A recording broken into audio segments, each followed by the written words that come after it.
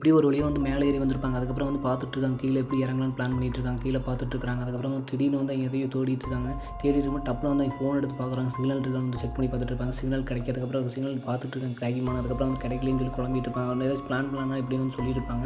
அதுக்கப்புறம் கீழ பார்க்குறாங்க ஒரு பாக்ஸ்குள்ள வந்து ஒரு பைனாகுலரும் ஒரு லைட்டரும் அந்த இதுவும் இருக்குது. அதுக்கப்புறம் செக் பண்ணிட்டு இருக்காங்க. அதுக்கப்புறம் மேலே சுற்றி சுற்றி பார்த்துட்டு இருக்காங்க எங்கேயாச்சும் கிடைக்குமான்னு. அதுக்கப்புறம் திடீர்னு அது என்னடி காயம் இருக்குன்னு பார்த்துட்டு இருக்கும்போது டப்புனு எனக்கே தெரியலடி அப்படின்னு சொல்லிட்டு இருப்பாங்க. அதுக்கப்புறம் கட்டை வச்சு கட்டு போட்டுருக்காங்க.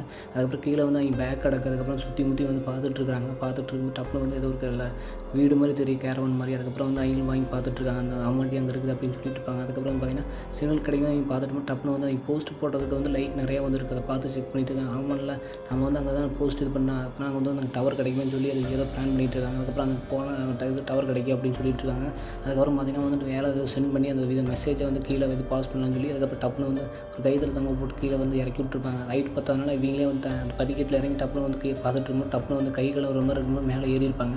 மேலே ஏறி டப்புனு வந்து அதுக்கப்புறம் வந்து மேலே எடுத்து பார்க்குறாங்க. அந்த செல்லை வந்துட்டு போயிருக்க சென்ட் ஆகல அப்படின்னு சொல்லி பார்த்துட்டு அதுக்கப்புறம் வந்து யாராச்சும் பிளான் பண்ணலாம் அப்படி வந்து சொல்லிட்டு இருப்பாங்க. அதுக்கப்புறம் வந்து ஷூவில் தட்டி அந்த செல்லை கீழே சொல்லணும்னு சொல்லி அதுக்கப்புறம் பிளான் பண்ணி செல்லை உள்ளே வச்சு அதுக்கப்புறம் வந்து அவங்களோட இன்னரையும் உள்ளே வச்சு செல்லு நல்லா பாதுகாப்பாக இருக்கிறக்கோசரம் உள்ளே வச்சு அதுக்கப்புறம் வந்து அவங்க டப்புனு வந்து செல்லை அந்த ஷூவை வந்து கீழே போட்டுருப்பாங்க. போட்டுட்டு அதுக்கப்புறம் செக் பண்ணி பார்த்துட்டு இருக்காங்க. பையனா கூட விழுந்துச்சு இல்லையான்னு செக் பண்ணி பார்த்துட்டு எப்படியும் வந்து தப்பிச்சலாம்னு சொல்லி பார்த்துட்டு இருக்கோம். டப்புனு வந்து கீழே அந்த கழுகுலாம் சுற்றிட்டு காட்டுறாங்க.